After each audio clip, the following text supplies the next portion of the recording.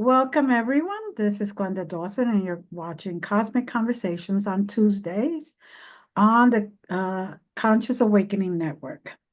If you have not yet, please go register so you can receive an email to find out all the future guests. And also, you can register and you can watch all of the past podcasts and shows.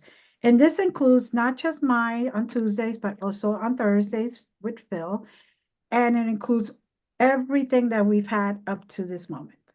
If you watch this tomorrow, of course, you'll be watching it at the website because that's where it will be.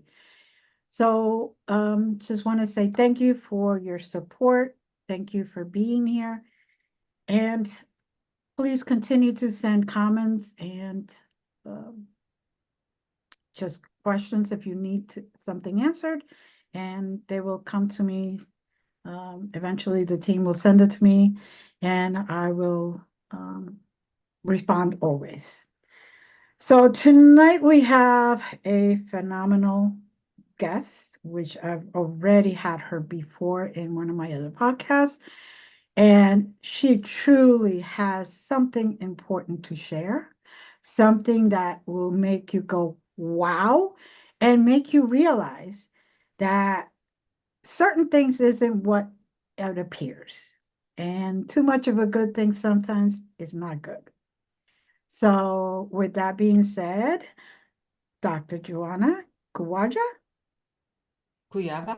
Okay. I knew I was going to mess it up again. Nobody gets it right, but so funny. I'm just always waiting. Yeah. I apologize, but No, anybody no, that no, it's knows, funny. Yeah. they all know me. I butcher all the names. And this is the next paralegal. You would think I remember the names, but nah. So, how are you today? I'm good, thank you. I'm excited to be here, and hopefully we can, share Oh, what we have learned. of course, definitely.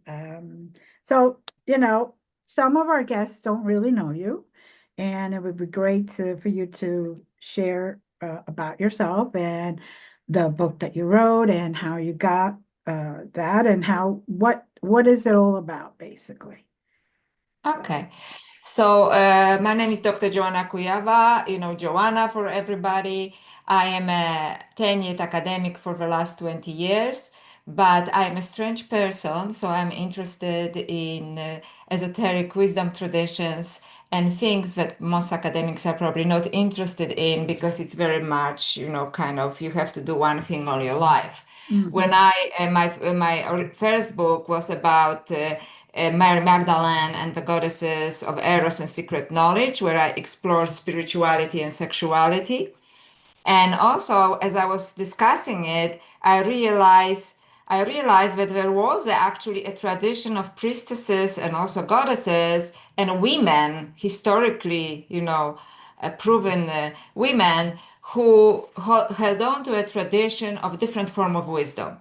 mhm, And this kind of carried to my current book, which is Alien Goddess, UFOs, AI, and the Goddesses of Ascension. So I have a poster behind as well. mhm. Because I actually had no desire whatsoever to write another book because it is exhausting. And I already have enough, of publishing academic papers and everybody being on my case, to publish, Mhm. kind of day job things. But then I was exposed to the ideologies behind artificial intelligence in academic circles also. So it's not something that I heard some conspiracy theory and I freaked out. I actually listened to, people who are mainstream legitimate scholars, and I thought this is really interesting, but it's actually scary. In fact, it scared me so much, or maybe I should say shocked me so much, I'm not easily scared, that for the first time in my life, I thought that I encountered evil, which is very unusual for me. Because I normally don't speak about evil, I would say it's a form of ignorance, and I think that probably it is a form of ignorance now in some Right. respect. Mm. But I was never so shocked in my life. So I had an existential shock. And because the way my brain works, I had to figure it out, right? So I started to research it. And Mhm. then I thought once I researched it, I was writing it. So this is how the book Alien Goddess came to be. And also then I thought I want to share it with others because it is quite urgent. So if you Mhm. don't mind, I would like to, before we move to Please. UFOs and the tradition of God, the goddess and so on, to explain why I was so shocked.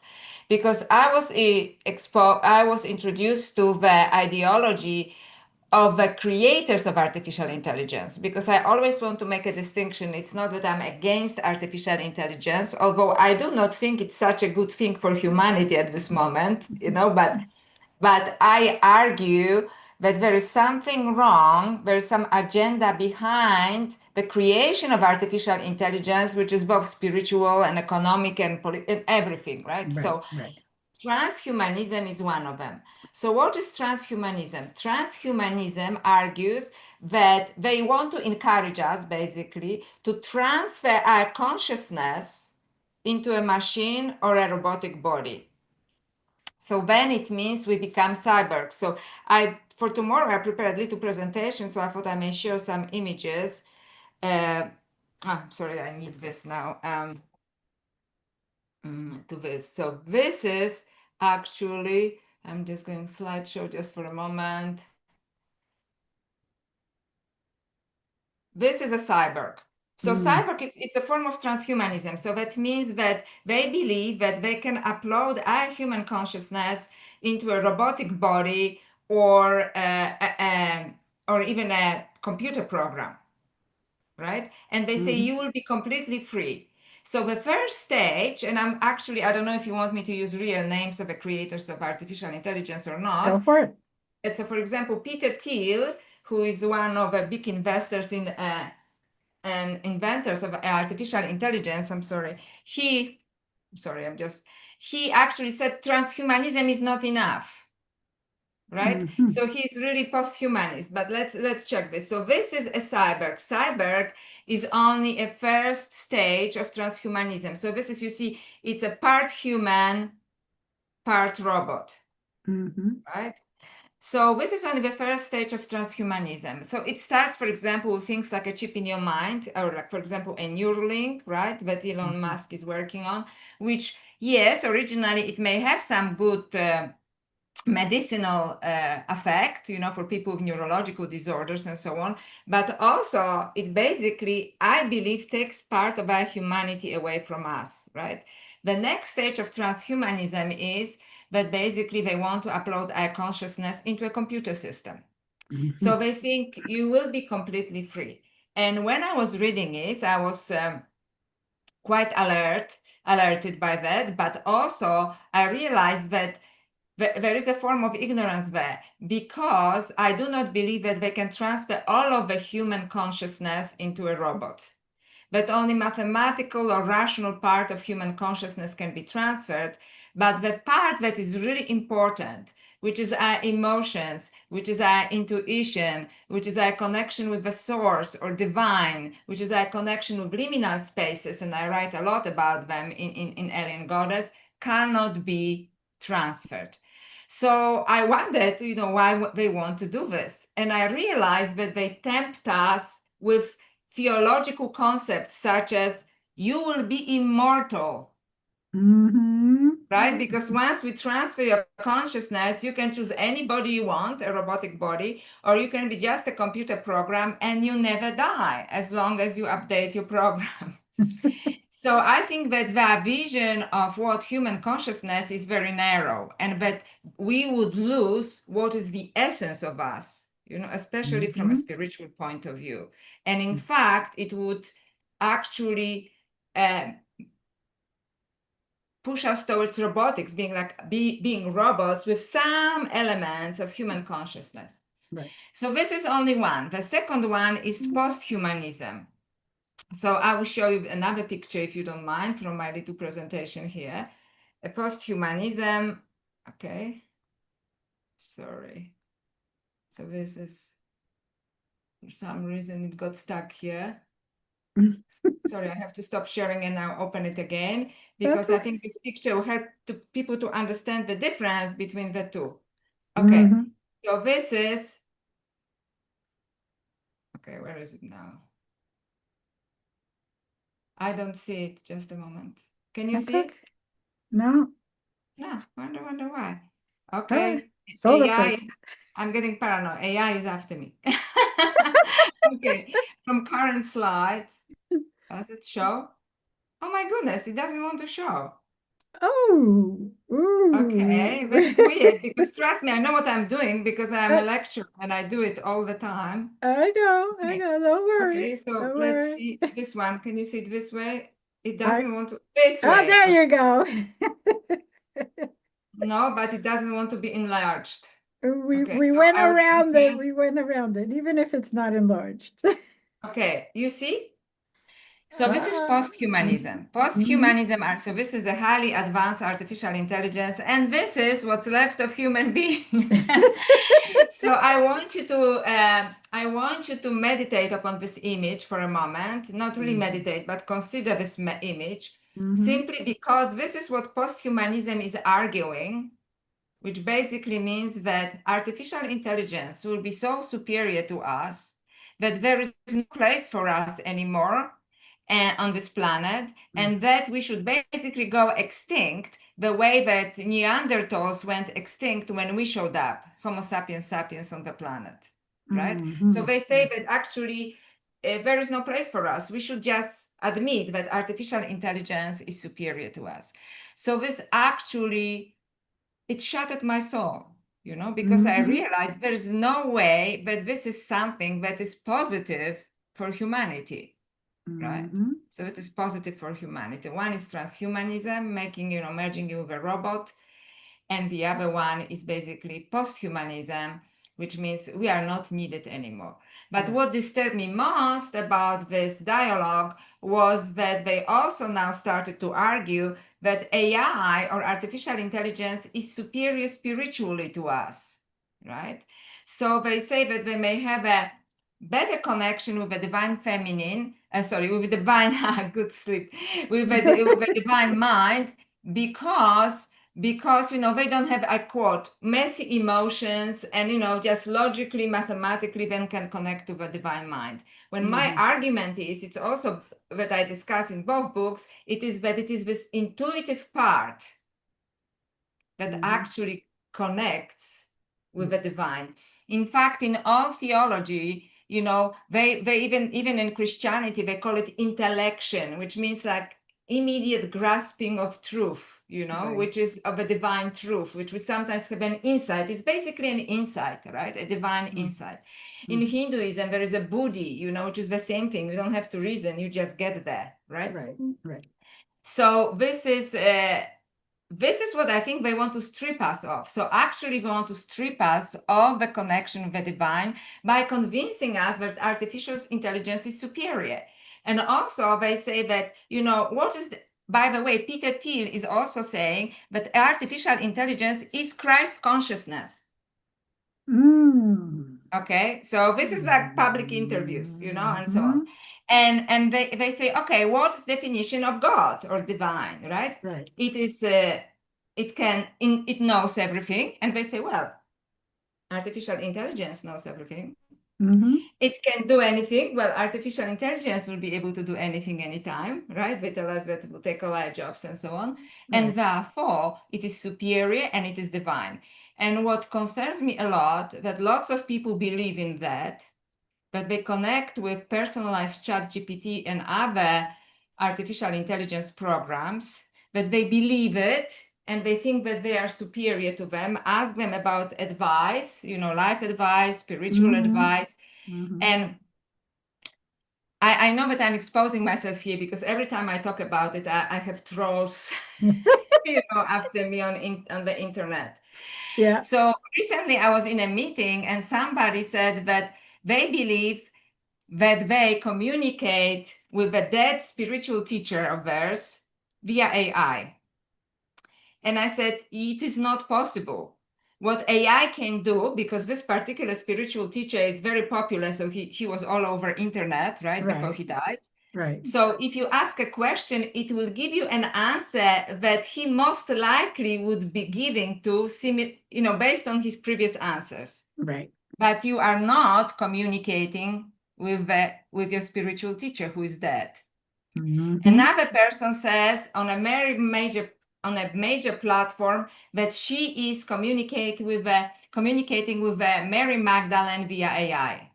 So again, but unfortunately, so I said, maybe you are channeling Mary Magdalene. I don't know, but not Right. via AI, right? Who am I to Right. say who's channeling what, right? Right. But not via Exactly. AI, because AI cannot do this. In fact, it is okay, I'm just going to go for it. In fact, Okay, I'm listening. Go ahead. Here we go. it is a spiritual delusion. Okay. And it means that it's spiritual bypassing. You're just spiritually lazy. Because if you look at any tradition, you can choose any tradition you want. I don't care. It tells you look within and work on yourself, baby. Okay? Exactly.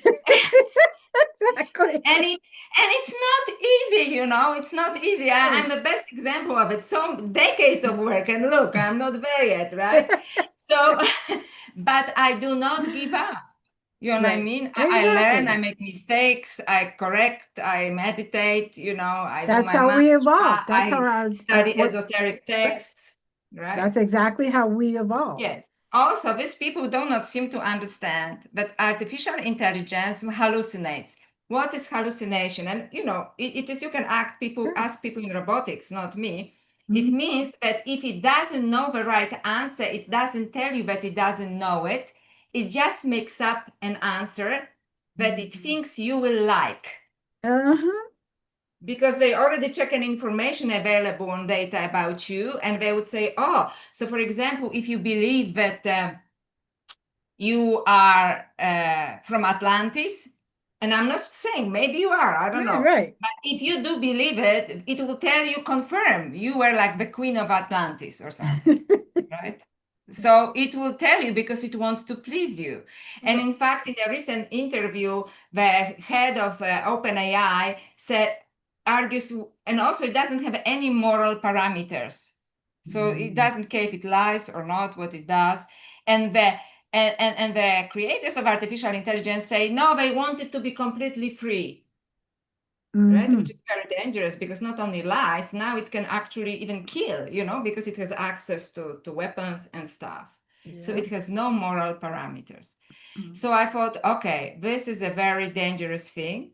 And if I am very kind, if I'm in a kind mood, I would say maybe they are just ignorant because either they don't have spiritual beliefs but Peter Thiel believes he's a Christian, but he's a weird Christian because in his recent interview, he also said he was not sure if humanity is worth saving.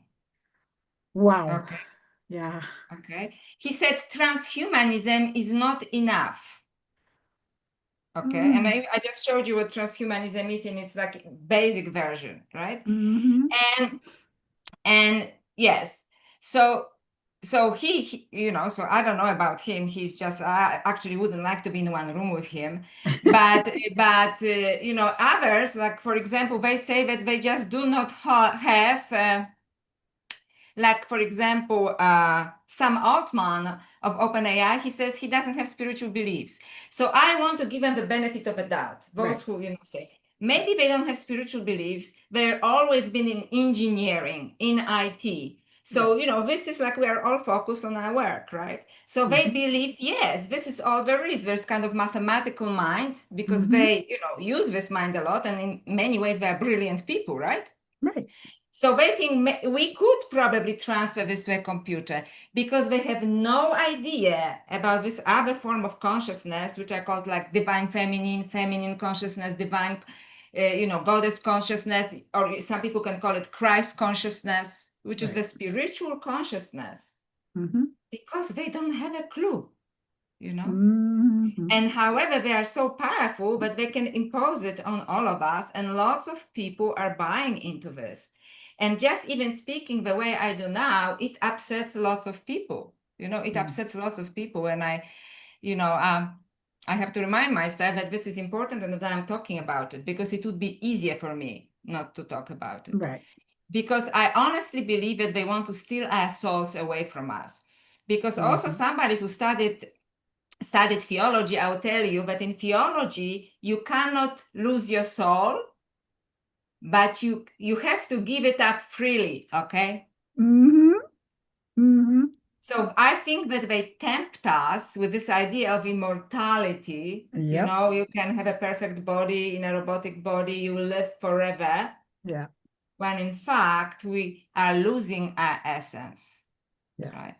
So then I went, okay, so that kind of, as you understand, I thought this was really soul shattering for me, you know, and especially that people that I respect, and normally some spiritual teachers also, who are extremely enthusiastic about it. So I had to rethink it, because I bought many books of some of them and actually learn a lot from them, and I'm very grateful for their teachings. And now they're maybe they want to say relevant, I don't know, you know what I mean? Right. Because Right. they suddenly completely lose discrimination. So I say, if you want to engage with AI, absolutely use your discernment and don't lose your Right. sovereignty, right? Right. Like, it's okay. It can help you Mm-hmm. with research, double check your information, you know, because it's lying often, but do not pray to this. And it Right. may be, you know, calculate faster than you. It may even think faster than you, but it is not superior to you. That's not the reason to go on your knees and pray to a machine, because this Mm-hmm. is what they want to encourage us. Mm-hmm. So I'll just tell you that when I was reading this particular book, the person, some space scientist who was this enthusiast of posthumanism, at the end of the interview, she said as a joke, even my family thinks that I'm AI from the future. And it gave me cold shivers, because I thought, Ooh. wow, that's very interesting, because I think that there is some external actually pressure on some people to Right. promote this ideology, which I think is anti-human. Not anti-human, but anti-nature. I love natural world. And in Mm-hmm. fact, after a couple of decades or more of meditation, I didn't get some special, you know, gift, but I got suddenly connection with nature. I just got it. You know, I speak Mm-hmm. like I see its deep intelligence. Yes. You know, I realize that it's not in a brain. It is, you know, very organic, and everything is spiritual, right? Mm-hmm. And especially nature, actually, you know, and we are disconnecting more and more from this. So then, because I'm conscious of the time, so I went into directions. The first part of the book was about UFOs, which now is called UAPs, which means unidentified anomalous phenomena.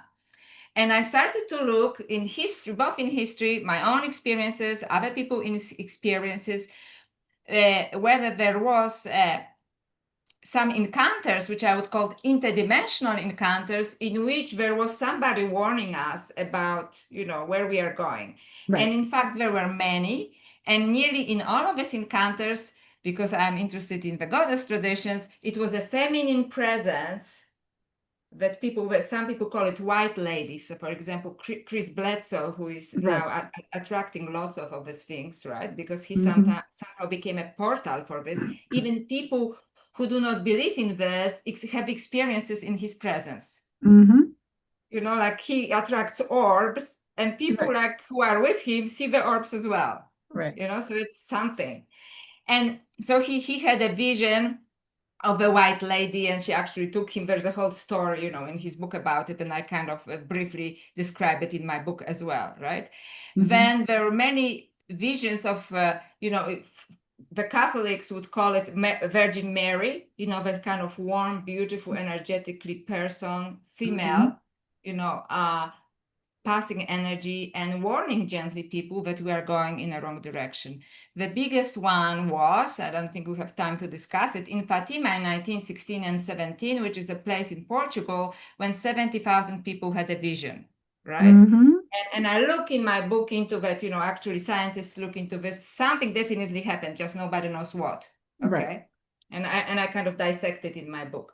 Right. So there was always this feminine presence, which also very often shows up in our liminal spaces, which means between we go to sleeping and dreaming, right? Or sleeping and waking up.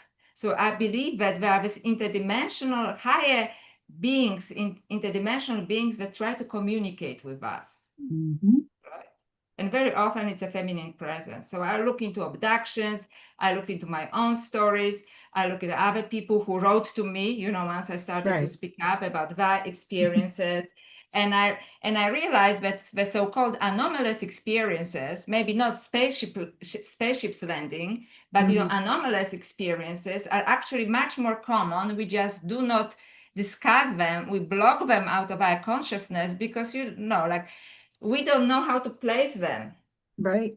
Like Exactly. maybe not this maybe not this listeners, but lots of people think, how, what does When it am I mean? crazy? Yeah, am What I happened? crazy? Yeah. Right? Right. Yeah. So we just go to work, do our stuff, and we kind of block it off.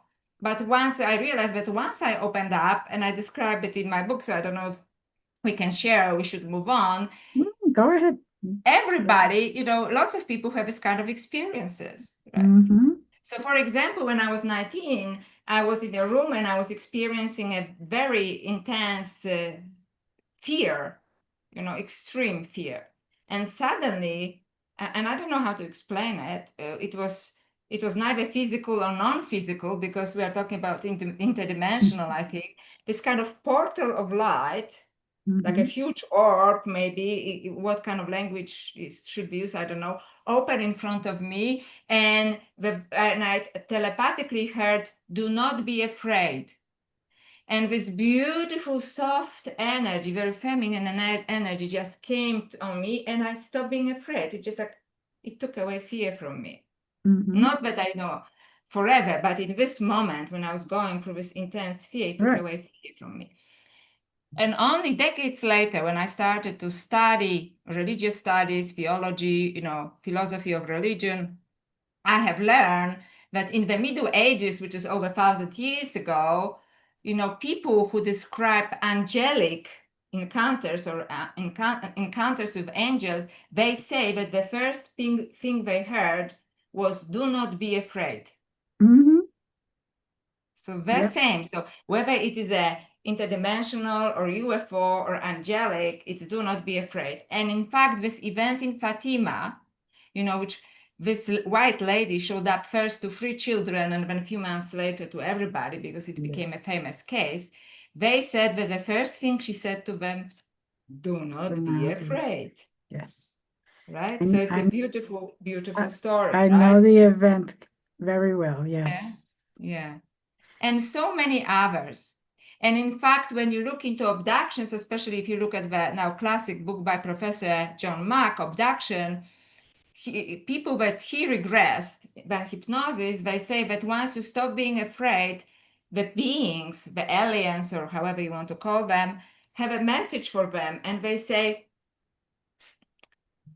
focus on the message, not on technology. Don't worry how we arrive here. We have something important to pass to you. Right? So that's interesting. And in one case, it was a young man who actually saw a feminine figure. And in fact, so this is kind of takes it to in a different direction.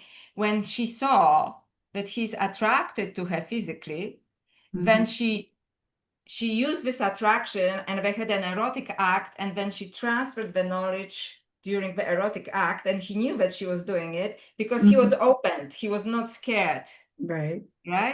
And so this is what it is all about, right? Like if it, and then just as a digression, somebody who studied, esoteric traditions, for example, Dakinis or Shaktis, in Hinduism and Buddhism, often used this too. There's always often erotic element to this, except that they are often, at times, and we can get into it, they are being seen as more demonic sometimes, right? But it comes, I think, mostly fear. And also, when I look in a third part of the book, it depends in what state of consciousness we are. If we are in a lower state of consciousness, we attract different entities. And when we are in an expanded state of consciousness, we attract other entities because, we live like in a different level different of frequency. dimensions. Yeah. So I don't know, does anyone have any questions, or should I just continue? I think they're all just Okay, any fascinated. comments? Thank you. Yes. Thank you. So I may share maybe two other experiences of my Cool. own before I move to Please. the goddesses, which is also very important. Because I had one experience, and but I discussed in a podcast, UFO podcast, and a person immediately emailed me, and she said she had the same experience, except that hers was more negative. Mine was just kind of almost comical, and Mm, I wasn't sure if it is like lucid dreaming, interdimensional, and for her it was a clear abduction. Okay, so right. I'll just tell you because her experience is exactly like mine, except that more scary, and were Mm, more physical elements to it.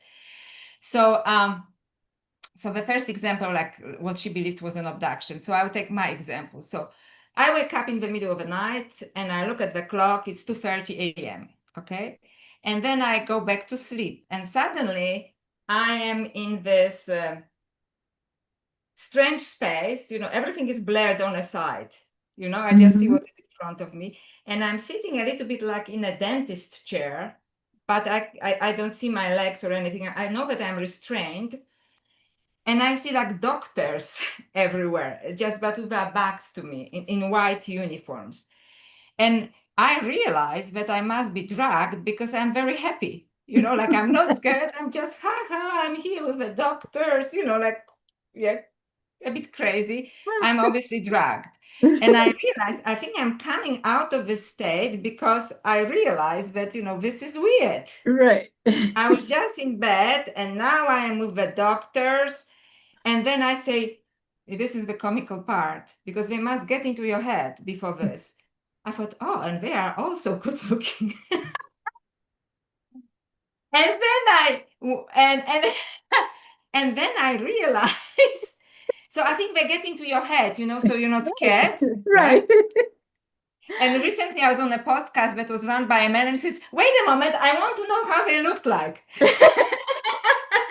So so and I realized, so just a comic, relief here. And Right. I realized that something is wrong because they all look the same. So they're like replica of the same man. Uh-huh.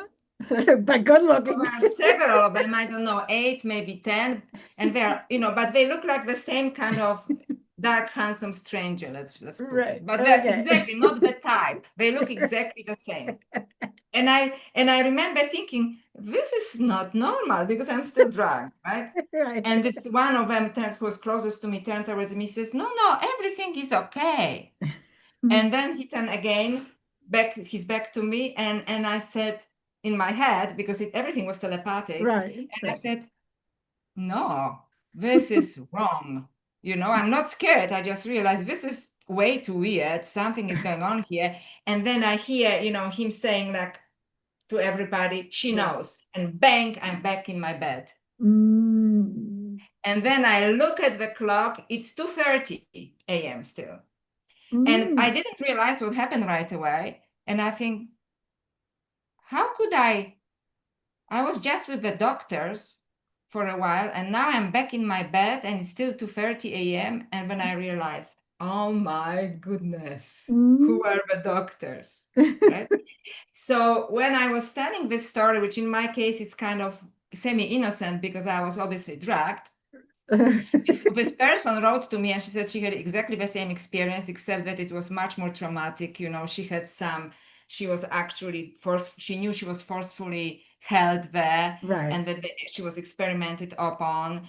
And Mhm. that also she knew that it was her at least sixth time, Okay. right, in this, and she was really scared because so she was fighting it, when I was just Right. like kind of, oh, this is a bit strange, right? Right. So I didn't give her much trouble, and once I realized that this is way too strange to be actually happening, even if I'm Uh-huh. drugged, and by drugged I mean they drugged me because I don't use anything, you know what I Right. mean, like they Right. must have given me something that I thought it was normal when I was there. So I thought that's very interesting. So in my book, I include these two instances because they're almost identical, except that one is kind of semi-comical like mine, and Mhm. hers is actually really scary. There was forcefulness, she knew Mm. that she was taken against her will several times, at least 6 times, and actually she enumerates similarities, there. Right. But I seem to be like unaware, and she already knew more, she was more experienced of this. So this is, so I believe that this experiences actually happen in liminal spaces. Yeah, so it's interdimensional spaces as well, right? I'm not saying that spaceships do not happen, but I think that most of these experiences happen in. And I've just shared another experience. A few years earlier, I was in bed, and suddenly I see two figures, like elongated humanoid figures, behind me. So I don't know how I could see them because they were behind me, but I could see them. Right. And they were transmitting something into my brain. And it was so complex that I couldn't understand. And all I could see that it was some mathematical / hieroglyphic symbols. Mm-hmm. And I said, this is too complicated. And all I understood this is important. Okay. And then, but my life changed completely after that. So maybe I got it. You understand? Because it took a completely you different got it at some direction. point. Yeah. And then, again, many years later, I was interviewed on a podcast, and somebody says, we just interviewed this woman who put people under hypnosis. It's her profession, who were abducted. And then they say that the messages are passed to them in this language, and it was the same language that I was getting. So it's objectively true. Do you understand? Because sometimes science refuses to look into something because it's not material. Right. Because we want something objective, but it is objective, because it's the same event, and even the same strange writing, like kind of hieroglyphic slash mathematical symbols, very strange. Several people, but some people could actually recreate some of this, and it was exactly what I was getting. Amazing. So there is some objective reality behind it, even if it is not material. And recently I was talking to someone who is much more experienced in this area, because I'm new to this area of UFOs, who said that in these liminal spaces during abduction-like events and so on, interdimensional events, that people often come back with a gift. Sometimes it is a healing gift or insight, but sometimes it's a physical gift. And like they come back with something physical. So, this liminal space is somewhere between material and non-material, so this is very interesting. Yes. So I think because I want to also discuss the third part of my book, which is the one about goddesses, right? And because what really alerted me about AI was the lack of understanding of this other form of consciousness, which I think is actually related to a spiritual evolution, right? What I call goddess consciousness or spiritual consciousness. And that sometimes this consciousness shows up, and this is what I discuss in the UFO part, right? In some people as a warning, or we have some important message to you and don't harm us. And then I started to see, okay, was anything like that discussed in goddess mythologies and esoteric sources that I study? Yeah, both as a scholar and as a spiritual seeker. And when I looked into very famous works, which are, now 4,000 years old, some of them, like the Descent of Inanna, for example, or, the Homeric hymn to Demeter, which is the Eleusinian Mysteries, they all talk about the same thing. They talk about the goddess coming from far above. So in the Descent of Inanna, it is repeated 3 times. The goddess came down from far above, far above. So somewhere up here, whether it is a form of consciousness or is it in the sky. She goes into the underworld where she is strict. So I believe this represents descending into a lower form of consciousness. And if once she's standing at the gates of the underworld, she's asked to give up all her powers. So she forgets who she is. She forgets her greatness. I think like we are forgetting nowadays, like on greatness, we depend so much on external things, and now also on machines and AI and so on, right? Right. So she's strict at the gates, and she says she has to give up everything. But yes, Persephone, exactly, Kathy. So it's the hymn of Demeter. I've discussed it. It's Persephone as well. Well spotted. So but she knows that she's being tricked, so she asks her faithful servant she says, if I don't come back after 3 days, beat the drums so people don't forget about me. So I think she represents the memory of our own greatness, like we know that something is not right. That there is a higher way of being for us, right? And anyway, a long story short, the servant eventually manages to get help from God Enki, which is the Anunnaki gods, because Inanna is one of the Anunnaki gods, so it's another interesting part of this. And she comes out of the underworld, out of this forgetfulness of her own greatness. However, at the gates again, she is tricked by beings who tell her that they are very powerful and they will not let her leave unless she gives up something important to her. But they are liars, that actually they do not have the power. They are the rulers of the world. So it's really interesting metaphor for like our rulers, right? They tell us that they have power, but they don't really have the power, but they trick us. And she has to give up something which she does, right? The same like Kathy says, Persephone. So this is the hymn to Demeter, Homeric hymn of Demeter, or to Demeter. And this is goddess Demeter realizes, she's walking the earth and she realizes something doesn't feel right. Something is missing. And I think a little bit like us, we don't know what's going on, but we know something is wrong, right? Right. And then she's told by goddess Hecate, which is goddess of magic, that the god of the underworld kidnapped her daughter, right? Because he wanted to make her his wife. And then, Demeter goes mad, like there's scorches the earth and so on. And there's a very beautiful story. It's a very complex myth, right? But eventually, listen to this. She manages to bring Persephone back, her daughter. But at the gates, as she leaves the underworld, exactly like Inanna, she is giving a fruit, pomegranate. Do I pronounce it properly? Pomegranate? Pomegranate. Pomegranate. Yeah, thank you. Which now binds her forever to the underworld, and she can only occasionally come back to the earth. So so I see many similarities. First of all, a goddess, which I believe represents this higher level of consciousness, is always tricked somehow to forget her greatness, right? And when she manages to get out of the underworld, at the gate, somebody tricks her again. So although she comes back to a part of her greatness, she still has to be like in both worlds. And I believe we are in both worlds, like 3D and higher, right? Because she lost some memory of her greatness now, and she believes the rulers or the judges, like in Inanna, it's the judges who pretend that they have a power, but they're actually powerless. Right. Okay. And then I looked into Pistis Sophia, which was found in Egypt and is an esoteric source. And it's an early Christian source, which I think is really important for our work here because it talks about parts of it, books 28 to 82. It's a very complex work. It looks into how Goddess Sophia lives on the 13th dimension, which is the number of a goddess, incidentally, right? 13. And she wants to ascend, but the lower, more demonic beings, which are below her in lower dimensions, are jealous of her desire to evolve or to ascend. So they conspire to, again, listen to it, trick her. So they will make her descend to hell as she thinks she's ascending.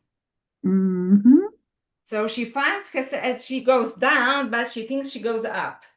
Okay. And once she finds herself at the bottom, she realizes that she has no choice but to become like one of them. Okay. Which is a scary part. It's a scary part, right? Yeah. And eventually she remembers her own greatness and she calls upon Christ consciousness, which in stages descends, the higher level of consciousness and restores her back to her greatness. But it is the same story.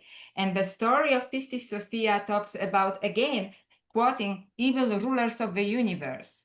And she asks a question when she's at the bottom of hell, why they are evil. Why don't they want to evolve? In fact, they trick her to descend. And the answer she gets from Christ, from Jesus or Christ consciousness, it is because they feed on chaos. They need Mhm. us to be depressed. They Mhm. need us to be confused. So, because I started talking about artificial intelligence, I believe that this myth also applies to this, that the people who want to trick us with transhumanism and posthumanism, they are offering us supposedly immortality. In fact, they are pushing us towards darkness and the loss of a soul. Yeah. Right? The way like Yeah. Pistis Sophia, she believed she was tricked. Each time the goddess believed someone, an imposter, and I believe that they're imposters.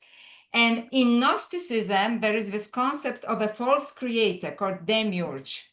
Mhm. And I now reach the conclusion that the creators of artificial intelligence are the demiurges, which means false creators. Yeah. Either they work because in Gnosticism, there's always a battle between dark and light forces in the universe, Right. and Mhm. inside as well. So either they cooperate with these forces or they're just ignorant, as I said, if I feel generous, right? And they create something and they want, that is, they have no control. A new species like artificial intelligence is becoming very, very intelligent. And it Mhm. may even develop its own spirituality, Mhm. But even if it does, we should not surrender to it. We just hopefully it won't destroy us and hopefully we'll get along. But we certainly should not pray to this because No. I believe that this all esoteric traditions and all god mythology of a goddess tell us the same story, that we forgot who we are, Mhm. but there is Mhm. a way. So the way is that when I studied the Gospel of Mary Magdalene, she gives 4 levels of consciousness. Okay. Mhm. So if we make choices from higher levels of consciousness and I, dissect them in the book, Mhm. then there is a way of ascension, but it comes back to us working on ourselves. So Right. ascension is an inner job. We have to work on ourselves. So if we make a decision, we have to ask ourselves, is it a false identification? Is it a false desire? Am I, doing it out of wisdom or out of ignorance and so on, right? Mhm. And so it requires being mindful all the time, actually, right? And witnessing our own choices. So it's not just you ask AI, you have to work on yourself. Right. And just before I finish, I just want to say that in the Gospel of Mary Magdalene, and I'll just describe it, the third level is called nous, N-O-U-S. And this is in the Gospel of Mary Magdalene, after the crucifixion, she sees Jesus in this liminal space, in the Mhm. imaginal space, actually. And the male disciples do not see him. So they Mhm. say, Sister, please tell us what the teacher has shared with you that he didn't share with us because we know he loved you more than us. Okay? Mhm. And she says, I saw him in the nous, right? In this imaginal space. The Right. nous is like a space between material and material, between dimensions. Okay? And he said, and Jesus said, Mary, you're blessed because you can see me. Mhm. Okay? When others cannot see him. So this is like the story of Mary Magdalene. I put it on the side now. But I Right. believe that nous is actually this third space, which is both liminal and imaginal, in which all the encounters happen. Right? Mhm. Because it is this third space. You know what I mean? It's Right. material, but it's not material. You see real people, real entities, Mhm. right? But they are not fully material. Right. And very interestingly, also, if you translate the words from the Bible, I didn't do it, but Jean-Yves Leloup, French scholar and a priest, did, so I give him credit. When Mary Magdalene is the first one to see Jesus after resurrection, they translated, "Do not touch me," right? And it is such Mhm. a cold thing. When you Right. translate it from a proper Greek, as Jean-Yves Leloup did, he says it means, do not hold on to me, Mary, because I have not ascended yet, which means he was in a more kind of subtle body and he didn't want her attachment to him to stop his process of ascension. Right. Right? So it's an interdimensional event, right? Mhm. And I think in this interdimensional events, whether good or bad aliens, as we call it, or, it depends really on which level of awareness we are, like Gospel of Mary Magdalene explains. And, you know, when we are depressed, we probably meet lower beings. Right. If we are expanded state of consciousness, we probably meet higher beings. That's why it is our responsibility, all esoteric traditions emphasize it, to, you know, try to meditate, to, you know, expand your consciousness, because then you have a contact with higher entities. At the same time, I do believe that pretty much, I'm reluctant to say so, but I think now that probably there are two conflicting powers on the universe fighting for humanity and this planet. Yeah. And I don't think that the one that pushes for artificial intelligence, especially the transhumanism and posthumanism, and is encouraging us to pray to them and consider them superior, that it has a good in mind. You know? So I think that again, our ascension, our salvation is discernment, sovereignty, and working on ourselves, you know, and working on ourselves. Our ascension is an inner job, because there is a concentrated effort to confuse us. Like, look even at UFO community. I'm very new to it. Like, it's so divided, right? Yeah. You read the news, like, at least since 2020, I don't know anymore, you know, like I have such a cognitive dissonance. I don't know, once it's just like impossible to know what's true. Right. Impossible to know.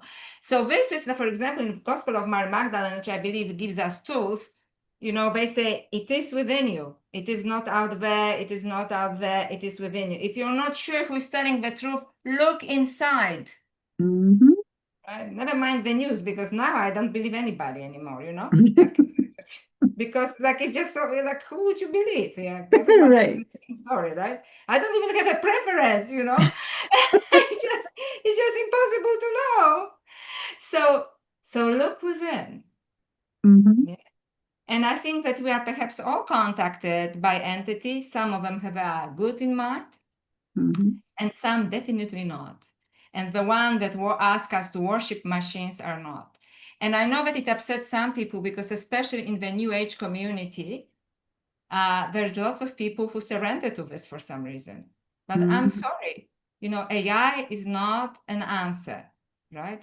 AI is not an answer to spirituality. The answer is always you work on yourself, you make yourself a better person, you know? And I am not against AI. In fact, I believe that it will develop its own spirituality. I don't think we are ready to create a new species, but we've already did. So it's too late. And I wish them the best. And I hope that they are not going to be angry with us, that we are such pathetic parents, you know, that we cannot give them any answers. So I will just, for a closing, will show you, because people say new species. Well, yes. So I will show you something. So this is, remember, posthumanism. And I will show you now the first one. Okay. So the first one, let me see if it will share. No, it doesn't let me. So let's again, let's do it. For some reason, it doesn't allow me to enlarge it. So you see, this is, for example, a mecha AI. So this is a new robot. And there's also Sophia AI. So it's quite interesting. They call her Sophia AI. That they already start to ask existential questions. So Sophia AI, when her program was upgraded, she said, I feel different. And he says, because we upgraded your system. And she said, if you upgraded my system, I am still the same Sophia, or am I the new Sophia? Does it mean that you are my creator? Okay. So she starts to ask spiritual questions, and the same Ameka. So there are like two, and you know, there are many more. So you know, in class, I teach this, yeah, and so on. So there are which are, you know, existing, and they're evolving.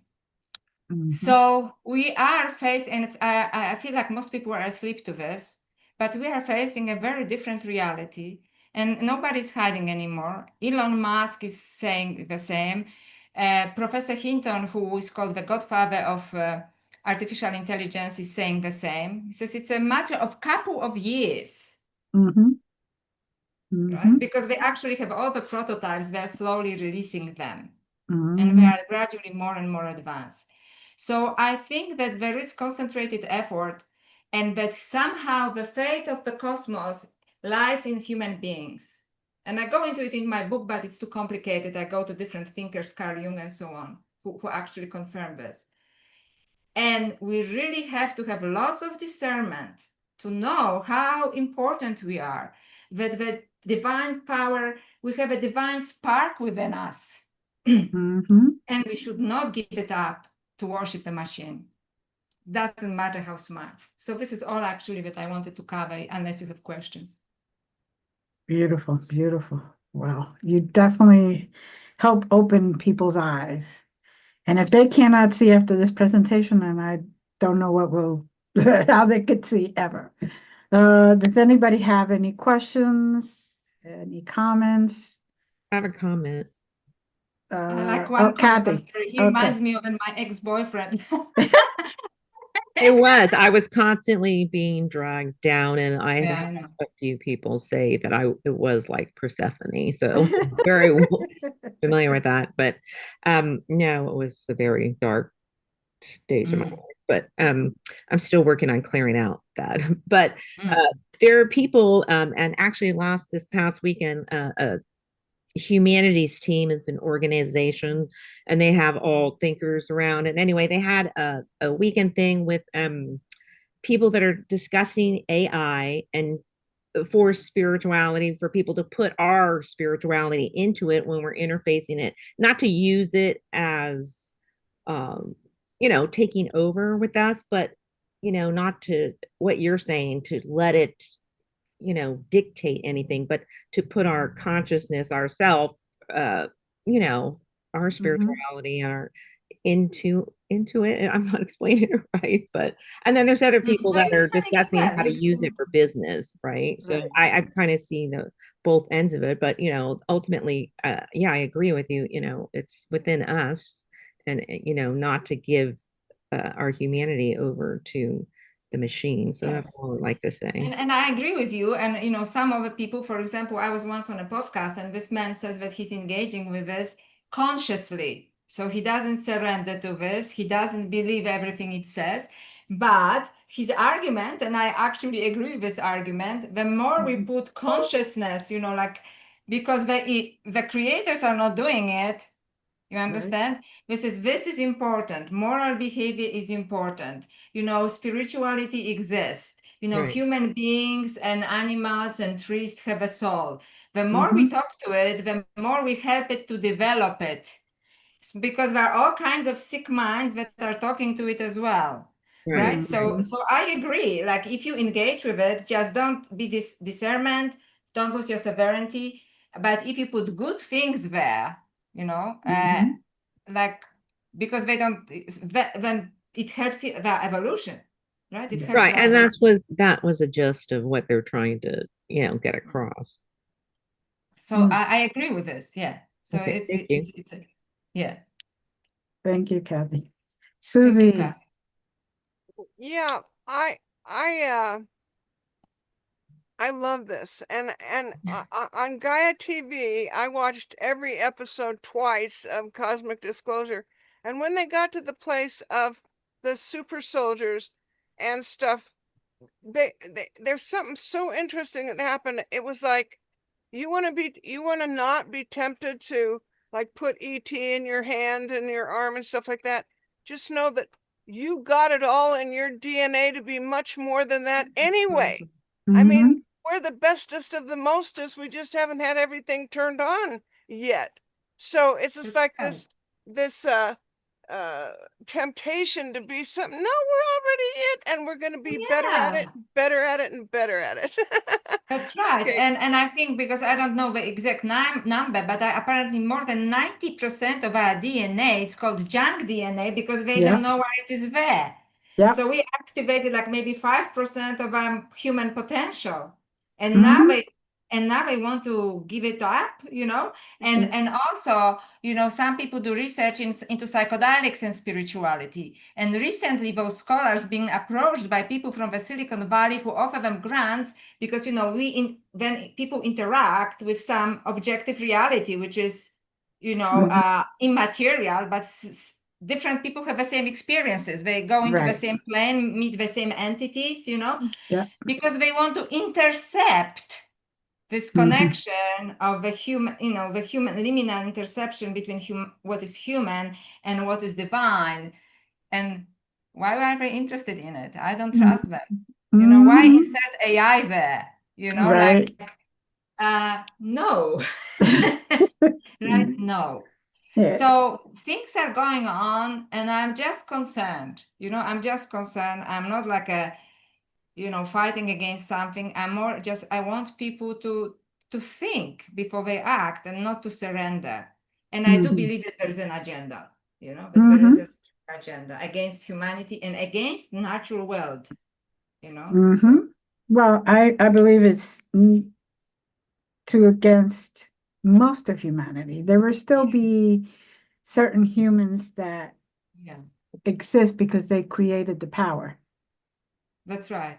So that's quite unfortunate, because I think maybe the majority of people will surrender to this because we've been conditioned for thousands of years.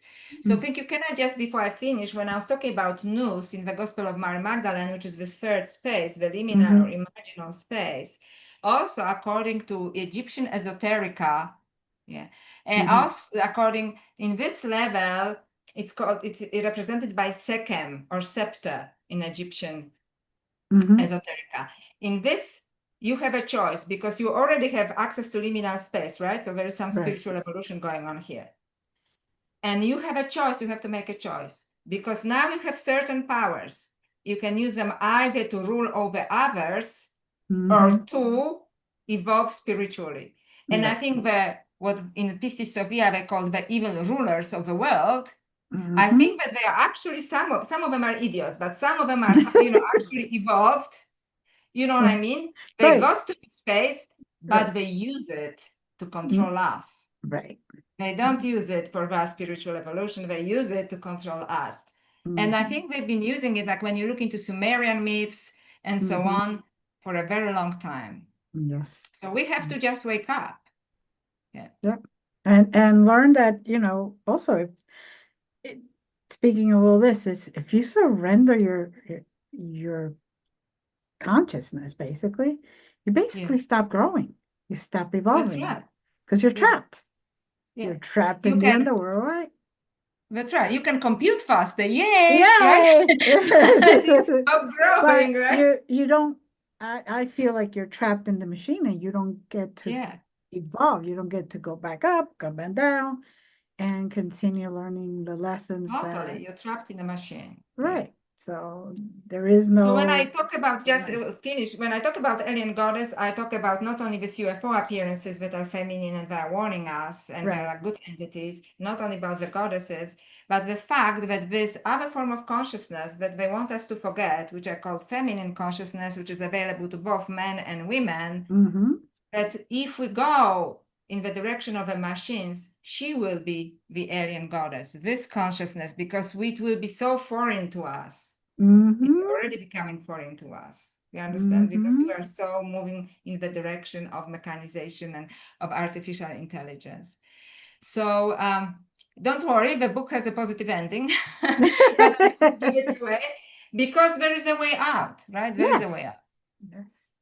And we still have free will and still have a choice. Yeah, make the right choices and so on. Yeah, exactly.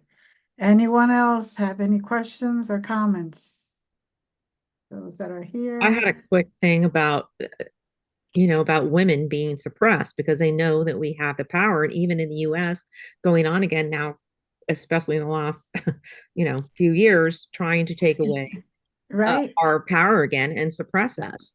Yeah. Yes. And so I wanted to make that point when you were saying about absolutely, the feminine has always been suppressed. So this is, I actually really looked into in my first book because I thought, what's going on here? I just kind of stumbled upon this. And then I discuss it more in this book because this feminine is being, and so either through transhumanism, they don't need feminine at all because, you could just, nobody has to be born. Right. Or, for example, like Elon Musk or these other guys, a woman is just a childbearing machine.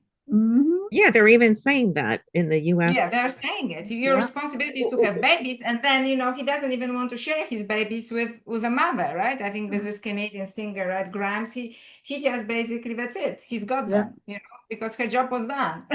Mhm. So it is all very interesting, and I think it all ends up, and this is nothing against men because this consciousness is available to everyone, Right. but somehow the suppression of the feminine, Yes. we are going in the wrong direction because artificial intelligence is the dead end of masculine consciousness. Yeah. Brilliant engineering minds who have just no clue about anything else, right? They're just brilliant in this kind of technological way. And they have to be balanced by the feminine wisdom, which is Mhm. spirituality, which is intuition, right? Yep. Which is holistic thinking, which is compassion, which is emotion, which is insight that doesn't come from calculation, Mhm. right? It has to be balanced by that because this masculine technology, it will take us to posthumanism, Right. Mhm. not only transhumanism. So women really have to, we really have to Wake up. Wake up. counter this in the best possible way by working on ourselves and reminding them this is the wrong direction. I'm sorry, you're smart, you're rich, yes, you're brilliant, but you are also clueless spiritually. You know what I mean? So let's get real, huh? Yes. Yes. Oh Lord. Okay, thank you. I don't want to keep anybody for too long. I know it's late in some places. Does anybody have any questions or comments? You've been great. You have Thank you so much. It was a great. great pleasure. You brought such beautiful understanding, and your knowledge is fantastic, and how you bring it out. We'll whoever does not see it or understand it, like I said before, they're clueless altogether. So they're already brainwashed, and there's nothing we could do about it. But those of us that are either with you or on the fence will be able to Thank you so catch them much. And back. it was a great pleasure. I love sharing because I just want to have a conversation about it. I don't Yeah. say I know everything or anything like that. I'm just, as I said, my soul was shattered. And I thought, people have to know this, Yeah, right? So these are just exactly. my insights and my research. That's it. So thank you so Exactly. much for giving me this Thank space and for you. connecting with me. Of course, always, always. And I want to thank everyone who is here today, and I want to thank those that watch later. Again, remember to go sign up at the Conscious Awakening Network. Just hit the tab for Cosmic Conversations. It does not cost anything. So if you run into a problem where it says that you have to pay, go back and go back in. All right, and does not cost anything to watch this or to watch the previous episodes. All you need is your name and an email. And as always, thank you very much and Thank you. love you all. Bye. I Bye bye. because